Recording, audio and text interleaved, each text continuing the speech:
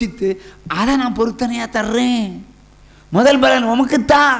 அது அவருடையது, அவருடையது அவருக்குன்னு சொல்வதே மிகப்பெரிய பாவம் அல்லவா? ஒரு எக்ஸாம்பிள், இப்போ நான் ஒரு 10,000 ரூபா உனக்கு தர்றேன் வச்சுக்கோ. என்ன செய்வ? கோடிக்கு குழம்புன, சரி 10,000 தர்றேன், என்ன செய்வ? யோசித்து முடிவு. சிஸ்டர், உங்களுக்கு இப்பொழுது 10,000 ரூபா தர்றேன், என்ன செய்வீங்க? சொல்ல தெரியாது. சரி, நீ ஜட்ஜாவோன்னு இந்த ஊழியத்தில் ஒரு வாக்குத்தத்தம் இருக்கு. இப்போ நீ ஒரு பொருத்தனை பண்ணியிருப்ப. எப்படி பண்ணியிருப்ப? ஏதாவது பொருத்தனை பண்ணியிருக்குதியா? பண்ணலை. சரி சரி, ஒரு பொருத்தனை மனசில் பண்ணிக்க. எல்லாரும் போல அந்த கிறிஸ்து மாதிரி ஒரு பொருத்தனை பண்ணிக்க. இப்போ சொல்லு, அந்த கிறிஸ்து மாதிரி நான் ஜட்ஜ் ஆனால் முதல் சம்பளம் உமக்கு தான், ஜெபியாருக்கு தான். அப்படி வாயால் சொல்லு, ஃபஸ்ட்டு சம்பளம் உங்களுக்கு தான். அப்போ நான் கேட்பேன், ஹரி ஃபூல், அட முட்டாள, நீ ஜட்ஜ் ஆகிறதுக்கு பொருத்தனையை கேட்டால் நீ ஜட்ஜ் ஆகுவாய் என்று ஆண்டவர் சங்கீதம் 12:6 படி சொல்லுகிறார். ஏனென்றால் அவருடைய வார்த்தை சுட்ட சொற்களாக இருக்கிறது. அவருடைய வாக்குத்தத்தம் சுட்ட சொற்கள், 7 முறை புடமிட்டது கொப்பான சொற்கள். அப்போ ஜட்ஜுன்னா அவர் ஜட்ஜு தான். அதுக்கு பிறகு உனக்கு என்ன சந்தேகம்? நீ ஜட்ஜ் ஆவேன்னு அவர் சொல்லிட்டார். அப்போ உனக்கு ஏன் சந்தேகம் வருது? நான் ஜட்ஜ் ஆனால் முதல் சம்பளம் நமக்கு தான். ஜட்ஜ் ஆனால் முதல் சம்பளம் இல்லைன்னாலும் அவருக்கு தான். நீ வாத்திச்சு ஆனாலும் முதல் சம்பளம் அவருக்கு தான். நீ வேலை பார்த்தாலும் முதல் சம்பளம் அவர் தான். இது பிரமாணம். அதையே தருவேன்னு சொல்கிற. அப்போ யுவர் அந்த கிறிஸ்து. இப்போ புரியுதா? ஜட்ஜ் ஆனால், வக்கீல் ஆனால், நான் எம்டி ஆனால், மேனேஜர் ஆனால், கர்ப்பம் ஆனால், பிள்ளை கிடைத்தால், சுகம் கிடைத்தால், இல்லை ஆள் போட்டாச்சுன்னா அஸ்திவாரமாக ஆட்டி படைச்சிருவார் ஆண்டவர். அந்த கிறிஸ்து கூட்டங்கள் அப்படி பேசவே கூடாது.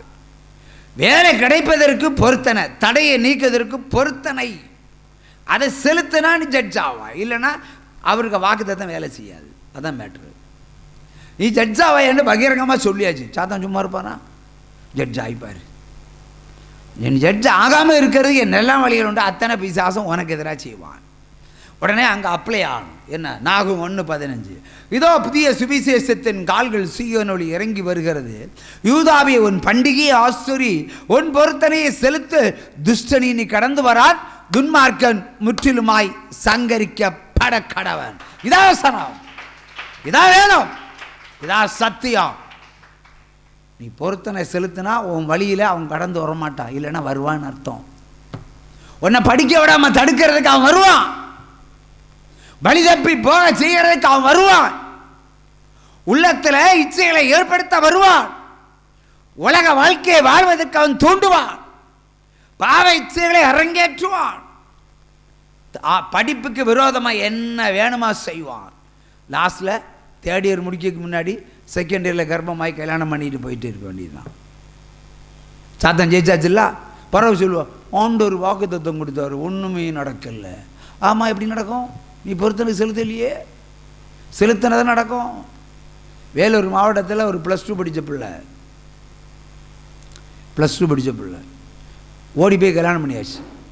போலீஸ் ஸ்டேஷனில் பிரச்சனை.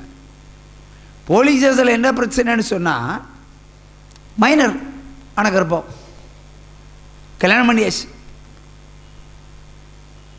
யாருக்கும் புகார் இல்லை. இப்போ யாருக்கும் புகார் இல்லை. புகார் இருந்தால் எஃப்ஐஆர் போடலாம். 17 வயசில் அந்த பிள்ளைக்கு வாக்குத்தத்தம் கொடுத்தது தான். நீ ஒரு IAS அதிகாரி வருவான்னு பல ஆண்டுகளுக்கு முன்பாக சொன்னார். SLC படிக்கும்போதே சொன்னார். இப்போ +2ல் காதலும் லவ்வும் சேர்ந்தா கர்ப்பம். இப்போ வேலூர் போலீஸ் ஸ்டேஷனில் வாக்குத்தத்தம் என்ன? நீ சுத்தமாக இருந்தால் அவர் சொன்ன காரியம் நடக்கும்.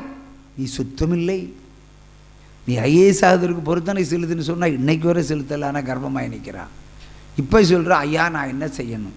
நான் என்ன பண்ண முடியும்? குழந்தைய கொன்னுருன்னு சொன்னால் ஆண்டவர் என்ன கொன்னுருவார். கர்ப்பத்தை கலைக்கிறது பாவம் இல்லையா? பாவம். மைனர் பையனை கல்யாணம் பண்ணிட்டு குடும்பம் நடத்துறது தப்பு. உன் புத்தி எங்கே போச்சு? பைய புத்தியை சிறப்ப கலத்தி அடிக்கணும்ல. அப்ப இச்சை கர்ப்பம் தரித்து மரணத்தை பிறப்பிக்கும். பெத்ததாய் தகப்பன் என்ன சொல்லுகிறார்கள் தெரியுமா? நீ கர்ப்பானல்ல, என் வீட்டுக்கு வராத, போயிரு. இவன் மக அல்லன்னு போலீஸ் ஸ்டேஷனில் எழுதி கொடுத்தா, ஸ்டேஷனில் திக்கற்றவளாய் நிற்கிறாள். இப்போது யார் வேண்டும் அவளுக்கு? இப்போதும் கர்த்தர் தான் வேண்டும். ஒரு கர்த்தருடைய ஆலோசனையின் படி அந்த பிள்ளை இன்றைக்கும் சென்னையில் தொடர்ந்து கல்லூரியில் சேர்ந்து படித்து கொண்டிருக்கிறாள். உற்சவமாக கையை தட்டுங்க. யார் கைவிட்டாலும் அவர் விட மாட்டார், உண்மைதான். ஆனால் அவருடைய வாக்கு தத்தங்களை தோற்கடிக்கிறதே நீங்க தான். தடையை நீக்குன்னு சொன்னால் தடையை நீக்க மாட்டான். இப்போ பிரதர் உங்கள்கிட்ட கேட்குறேன், ஒரு பாட்டிக்கு ஒரு கேன்சர் வந்துன்னு வைங்களேன், முதல்ல ஆண்டவரை தேடுவாங்களா ஆஸ்பத்திரியை தேடுவாங்களா? எல்லாம் ஆஸ்பத்திரி தான் தேடுவாங்க. கேன்சரா ஆஸ்பத்திரி, உடனே செலக்ட் பண்ணி போவாங்க. என்ன ஆஸ்பத்திரி பெட்டர்? ஏன் ஆண்டவர் பெட்டர் இல்லையா? ஆண்டவர் பெஸ்ட் இல்லையா? விட்டுருவாங்க ஆண்டவரை. இப்போ முதலாய் உகந்ததை தேடு, உன் இருதயத்துக்கு ஏற்றதை தேடு. நான் குணமாக்குகிற தேவன், அவரை தேடணும். அப்படியே பிரமாணங்களை தேடுவேன். ஆனால் வாயினாலே ஜோம் பண்ணுவாங்க. பாஸ்டர் ஜோம் பண்ணுங்க, நான் கேன்சர் ஆஸ்பத்திரி போகிறேன், அடுத்த டெஸ்ட்டுக்கு குழந்தை அந்த கர்ப்பத்தில் கட்டியே இருக்கக்கூடாது, இல்லைன்னா பிளட் கேன்சர் குணம் இருக்கணும், இதை பொறுத்தனை செலுத்திட்டு போ. பொறுத்தனை செலுத்துகிறான், குணாகட்டும் செலுத்துகிறான்.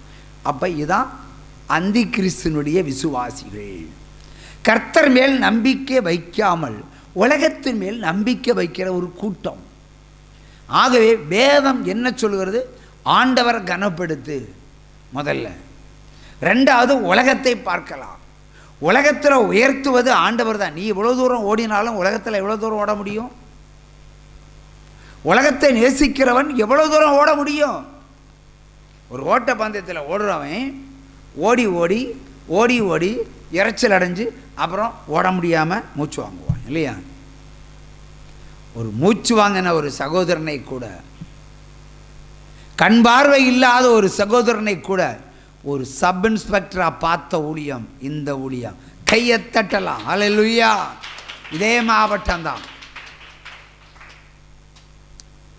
அவனுக்கு எப்படியா சப் இன்ஸ்பெக்டர் ஆகணும். ஒத்தைக்கு ஒரு மகன், ஒத்தைக்கு ஒரு மகன். என்ன டெஸ்ட் வந்தாலும் தோத்துருவான். எல்லா டெஸ்டும் தோல்விதான். ஆனால் விடாம முயற்சி எடுப்பான். ஒரு முறை பல முறை பயிற்சியின் போதே கால் ஓடி முறிஞ்சிரும். உடனே வைத்தியசாலை கட்டிடுவாங்க. தாய் விண்ணப்பத்தை கொண்டு வருகிறாள். என் மகன் இப்பொழுது புலம்புகிறான், நான் இனி சாகிறதை தவிர வேற வழி இல்லை.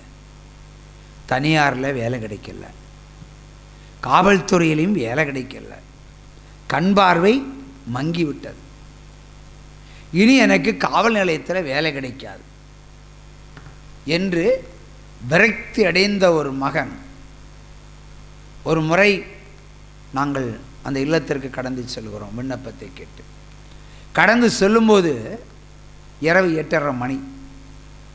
முதல்ல வீடை சுற்றி தான் ஆண்டவர் வர விட்டார். மொத்தம் பேய்களுடைய கூடாரம். எல்லா பேய்களையும் அழித்து அவன் தலையிலே கை வச்சு, இந்த முறை நீ சப் இன்ஸ்பெக்டராக வருவாயின்னு சொன்னார். ஒரு சும்மா கையை தட்டுங்க. உடம்பு பெத்ததாய பார்த்து ஆண்டவர் சொல்கிறார், நீ இந்த மாதிரி அவன் சப் இன்ஸ்பெக்டர் ஆனால் பொருத்தனை தருவேன்னு சொல்கிற ஜபத்தை குப்பையில் போட்டுக்கிட்டு இந்த ஊழியத்துக்கு 2000 புத்தகம் வச்சுட்டு 2000 வீடுகளுக்கு கொடுத்துட்டு நெல். ஃபஸ்ட்டு டெஸ்ட்லேயே அவன் பாஸு. அதே வீட்டில் 8:30 மணிக்கு ஆரம்பித்தாச்சு. நடந்த சம்பவம் பெரிய தூரமுன்னு இல்லை, ஒரு 25 கிலோமீட்டர் சுற்றளவு தான்.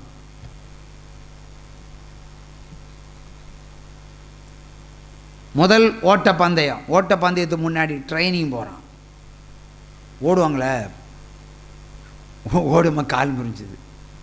கால் முறிஞ்சு பிறண்டது. இனி இந்த காலை வச்சு எப்படி ஓட முடியும்? பொருத்தனை வேற செலுத்திட்டோமே. இன்னும் புலம்ப ஆரம்பித்தான். இந்த ஊழிய நம்பிக்கையின் பாலை கொஞ்சம் அதிகமாக ஊட்டும். ஆண்டவர் என்ன சொன்னார்? இந்த முறை நீ சப் இன்ஸ்பெக்டர், போலீஸ் ஸ்டேஷன்ல நீ வர்ற. நடுவில் கால் முறிஞ்சா எனக்கு என்ன, கை முறிஞ்சா எனக்கு என்ன, ஐ டோன்ட் கேர். அவ்வளோதான். ஆனால் நீ மறந்து வச்சுக்கோ, ஆஸ்பத்திரி போவோம், எனக்கு எல்லாம் தெரியாது. நான் தான் ஜப எண்ணெயே பூசிக்கோ, நீ ஓடுற, ஜெயிக்கிற, பாஸ் ஆகிற, அவ்வளோதான். யாரா நம்புவாங்களா? அடுத்த கட்டம் மூச்சு வாங்குது ஓடும்போது. இழுப்பு வியாதி உடையவன் தப்ப முடியுமா? கொஞ்ச தூரம் ஓடினதும் மூச்சு வாங்கி படுக்கணும், இல்லைன்னா வேர்த்து கொட்டி கீழே விழணும். எல்லா பரீட்சையிலும் கர்த்தராகிய தேவன் ஜெயத்தை கட்டளிட்டார். ஒரே பரீட்சை 14 முறைக்கு மேலே போனவன், சின்ன வயசுலேயே ஓடி ஓடி தளர்ந்தவனை ஒரு பொருத்தனை ஜெபத்தில் அவனை ஜெயமாய் கொண்டு வந்தார். ஒரு சும்மா கையை தட்டுங்க. அப்புறமா பார்த்தா இவனுக்கு கண் பிரச்சனை, அன்ஃபிட்டு ஆவான், கட்டாயம் ஆவான். அப்பொழுது லஞ்சம் கொடுக்கறதுக்கு, அந்த மருத்துவருக்கு லஞ்சம் கொடுக்கறதுக்கு இவங்க ஆயத்த பிளான். பரிசோதனையில் ஃபிட்டு. இதை என்னிடத்தில் சொல்லுகிறார்கள், கர்த்தருக்கு பொருத்தனை செலுத்து, கண் பார்வை அவர் கொடுக்க போறார். உற்சாம கையை தட்டுங்க. 2ஆம் முறையாக பொருத்தனை செலுத்துகிறார்கள். இப்பொழுது கண் மருத்துவமனைக்காக திருவனந்தபுரம் போகிறார்கள். என்னுடைய ஆலோசனை இல்லாமலேயே அவர்கள் சிகிச்சை அளித்தார்கள், ஒரு சர்ஜரி. இப்போது அவர்களுக்குள்ள ஒரு பயம், சர்ஜரி பண்ணது தெரிஞ்சிடும், மருத்துவ பரிசோதனையில் சர்ஜரி பண்ண தெரிஞ்சிடும். இப்போது ஆண்டவர் கொடுக்கிறார் ஒரு வாக்குத்தத்தம், நான் அவன் கண்களை திறப்பேன், அவன் கண்களை கட்டுவேன். உற்சாம கையை தட்டுங்க. நான் அவன் கண்களை திறப்பேன், நான் அவன் கண்களை கட்டுவேன். அது மருத்துவருடைய கண்களை அவர் கட்டுவாராம், இவனுடைய கண்களை திறப்பேன். பரிசோதனை இப்படி இருக்கானுங்களா? அங்கே பரிசோதனை பார்த்தா இவன் கண்களில் ஒரு பிரச்சனையும் இல்லை, சர்ஜரியே மறைச்சிட்டார் ஆண்டவர். இன்னைக்கு பல ஆண்டுகளுக்கு முன்பாக பாபநாசத்தில் பயிற்சியை முடித்து ஏதோ ஒரு துறையில் காவல்துறை அதிகாரியாக பணியாற்றுகிறான், மூலச்சலை சேர்ந்த ஒரு சகோதரன். ஒரு சம கையை தட்டலாம். ஹல்லேலூயா. அவரால் கூடாத காரியம் ஒன்றுமில்லை. தடை என்பது மாற்றுவதற்கு தான் பொருத்துமனை. நீர் தந்தால் நான் உமக்கு தருவேன் என்று சொல்லுவது அந்தி கிறிஸ்துனுடைய ஜெபம். அதான் இன்றைக்கு எல்லா 90%, 98% மக்களும் பயன்படுத்துகிறார்கள். என் பிள்ளை ஜெயிச்சா தரலாம், பிள்ளை பாசானா தரலாம். இந்த அந்தி கிறிஸ்து ஜெபங்கள்லாம் அவர் கேட்கவே மாட்டார், அந்தி கிறிஸ்து தான் கேட்பான். ஆகவே இன்று அநேகர் அந்தி கிறிஸ்துனுடைய வலையெல்லாம் இருக்கிறீங்களே தவிர இயேசு கிறிஸ்துனுடைய வலையில் வரல. இயேசு என்ன சொன்னார்? நீ கொடு, அப்பொழுது அமைக்கு குலுக்கி சரியா ஒம்மடியில் போடுவேன், அப்படி தானே சொன்னார். நீ கொடுன்னு முதல்ல கட்டளையிட்டாரு. யார் கொடுக்கிறது? ஆகவே வேதம் ஒரு வெளிச்சம். அந்த வெளிச்சம் உங்களுக்குள்ள வந்தால் அது உங்களுக்கு சுகவாழ்வை தரும். அந்தி கிறிஸ்து உங்களுக்குள்ள வந்தால் உங்கள் இருதயத்தில் ஆளுகை வைப்பான், இருளின் அதிகாரத்தின் ஆளுகை. இருதயத்தினுடைய அந்த ஆளுகை வந்தால் உங்களுக்குள்ள இருக்கிற இருதயத்தின் வெளிச்சம் போய்விடும். பிரதர் நீங்கள் ஒன்றும் இல்லாதவன் வச்சு விடுவோம், யாரை பார்த்தும் ஒன்றும் இல்லைன்னு சொல்லக்கூடாது இல்லையா?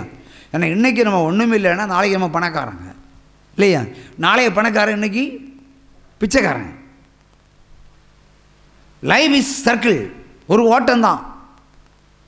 நீங்கள் ஒரு 500 நோட்டை எத்தனை வருஷமாக பாதுகாப்பாக வச்ச முடியும் சொல்லுங்கள் பாப்போம்? ஒரு 500 நோட்டை எத்தனை வருஷமாக பாதுகாப்பாக வச்ச முடியும்? முடியாது. அது இங்கே நீங்கள் கடையல் பகுதியில் இருந்து அந்த நோட்டை ரொட்டீன் பண்ண விட்டிங்கன்னா, கடையில் சாணம் வாங்க விட்டிங்கன்னா அந்த நோட்டு டெல்லி வரையும் சுற்றி மறுபடியும் காஷ்மீர் போய் அடுத்து பாகிஸ்தான் போய் அடுத்து பாகிஸ்தான் போகாது, இந்தியாவில் அடுத்து சுற்றி கிடக்கும். எத்தனையோ கரங்களை தாண்டி உங்கள் கைக்கு வருது இல்லையா? அப்படி தானே வருது. பணம் ரொட்டீன் தான். ஏன்னா பண்டமாற்று பொருள் அது ஒரு கையில் போய் அவன் இன்னொரு பொருளை வாங்கி அவன் இன்னொன்றுக்கு வாங்கி அதை கொடுத்து ரொட்டீன் ஆகி போகிற பணம்.